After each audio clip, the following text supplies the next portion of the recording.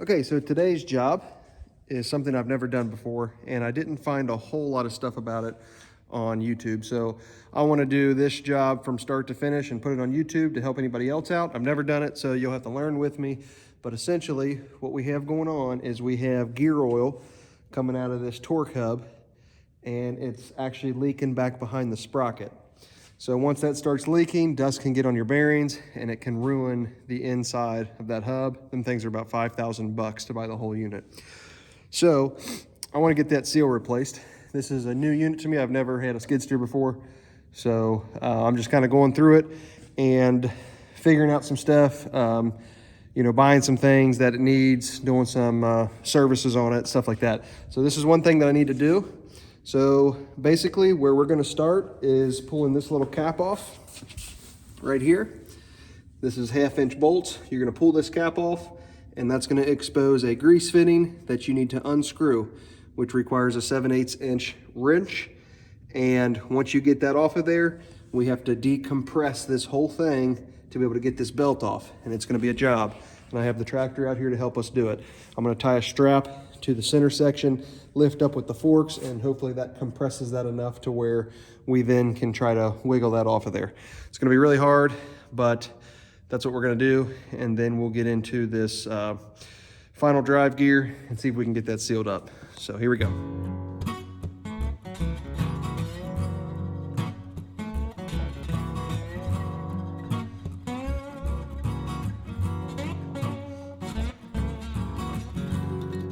Okay, so you can see I lifted it up in the center with the tractor, kept some pressure on it, hit a little bit over here, and it would take out some more grease here, and you can see it's all sitting there and it's compressed pretty well. So now we have to fight this thing off, and it's super heavy, the tracks, and we're going to take it off this pulley first.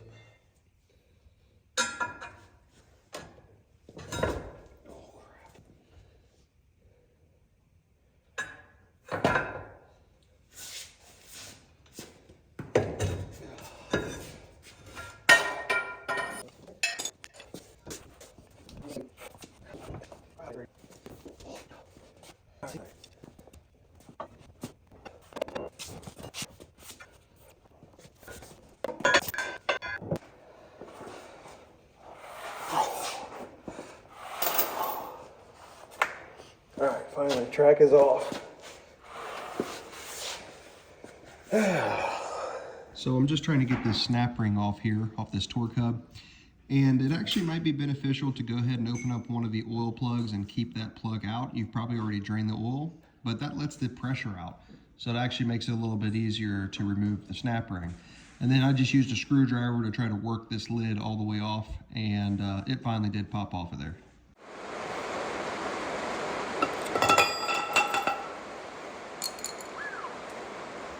Okay, so these gears aren't being held in by anything, so all you have to do is really take your hands and pull them out.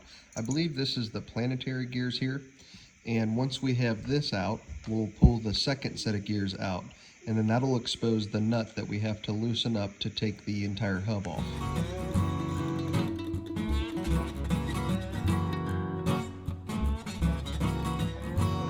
So there is a silver washer here. Now it's actually stuck to the gear so it hasn't fallen off. Just make sure you keep track of that. So off camera I actually tried to pry this nut off using a pry bar, but I did not have success. So I actually built this tool that you see right here, and it works out great. I just used an old socket, took some other scrap steel that I had laying around, made it the exact size of that nut, and you can see here it made this job so much nicer and easier. Now they do make a tool for this, CR Components sells it, but it's crazy expensive. It's like 250 bucks. Once you get that nut off of there, this whole entire hub assembly should be able to come off of there. And you can see here, I struggled with it a little bit. It's because of the weight, and there's a bearing in there over top of the shaft, and it's awfully tight. So you kind of got to pull that off with it, and the bearings stay inside the hub. Okay, we got our new seals. So I'm going to start by taking this one out. I think they should just come out pretty easily. Yeah. Maybe.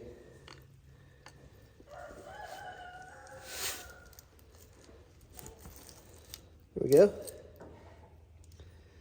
as I was taking the old seals off, I noticed that the new seals that I had ordered are actually the wrong ones. So I'm going to order the new ones and wait a couple days, and I'll be back here shortly. Okay, we're back out here today, and we're going to put these seals in finally. I've been away from this for a couple days. You may notice too, I got a new idler on here. I went ahead and put that on a couple days ago. And now that we got everything here, the seals, we're going to go ahead and put those in. So this is the torque hub seals. There is a difference. I learned that the hard way. I ordered the wrong stuff, of course. I always do. So these should just slip right in there. Just like that. Got to press on them just a little bit. Nothing crazy. There's already a nice film of oil on these seals on the outside, so I'm going to leave that. So there's going to be a seal that goes right here, and then let me adjust the camera down here, and there's going to be a seal that goes right there.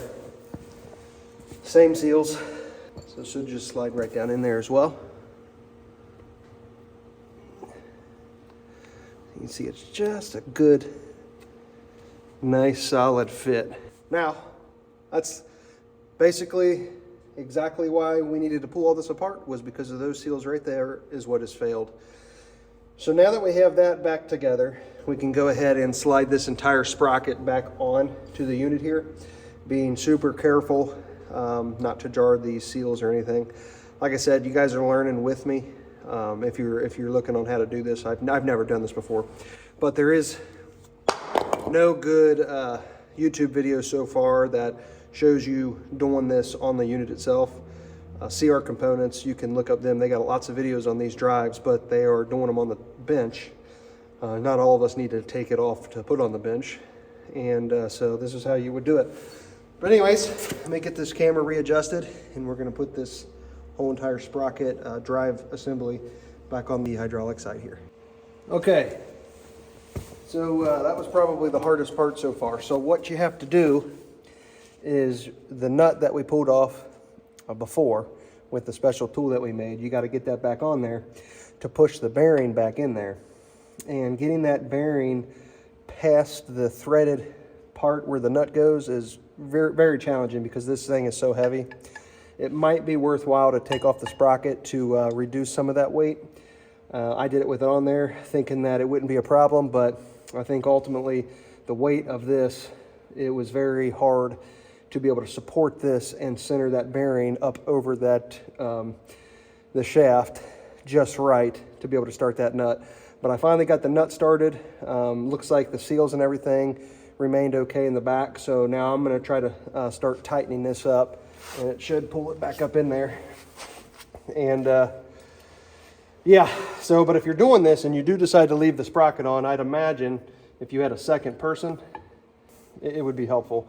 And the reason why I have this, I guess they call this the sun gear in there, is because there is a seal. I think I may have talked about this already, I can't remember, but you can see some of the oil coming out there. But as soon as you take that out, the oil comes out, and that's why I had it in there. But I'll have to remove it just to tighten everything back up here.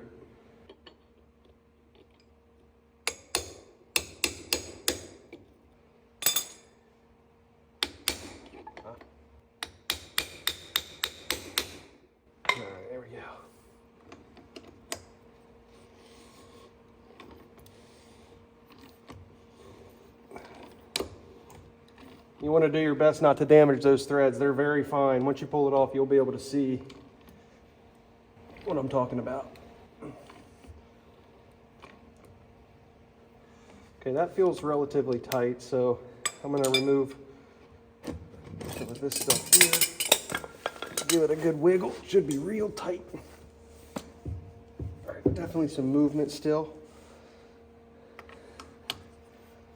Oh yeah.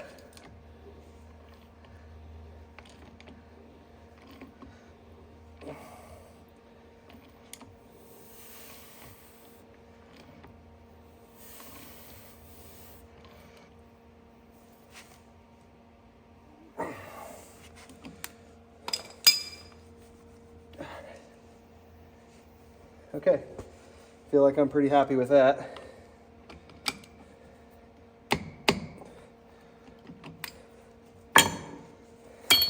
All right, just to keep this from leaking more. I'm just gonna stick that in temporarily. All right, next thing is these sets of gears here, whatever you wanna call that. You can see here, there's tabs. These tabs gotta go inside those little tabs of that nut. And you have to be sure that these grooves fit around the grooves of this piece on the inside. We'll see if I can get it on the first try here. Line these gears up.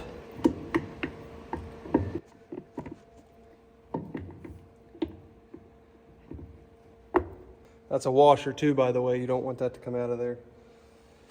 All right, so it's going to be challenging.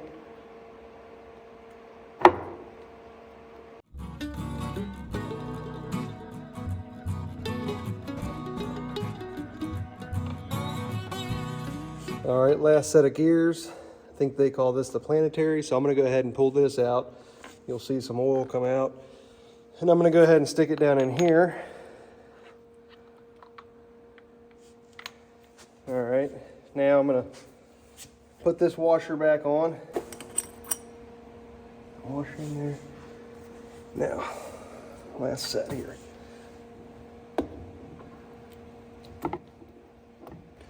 Get all this in there at once. There we go. All right, there we have it. Now the last thing we need to put on is the lid. And I replaced the seal on the lid as well. You can see right here, got a new seal. There's a little washer right here too, don't lose it. Mine's just kind of been staying in there.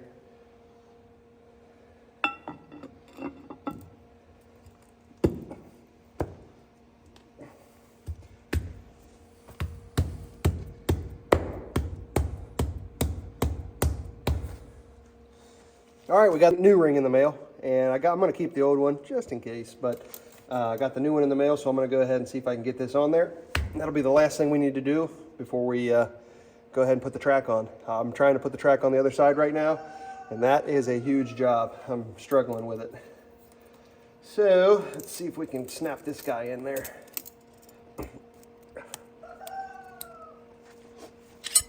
Figured it'd be harder than that. Oh yeah, I went right in. Here we go.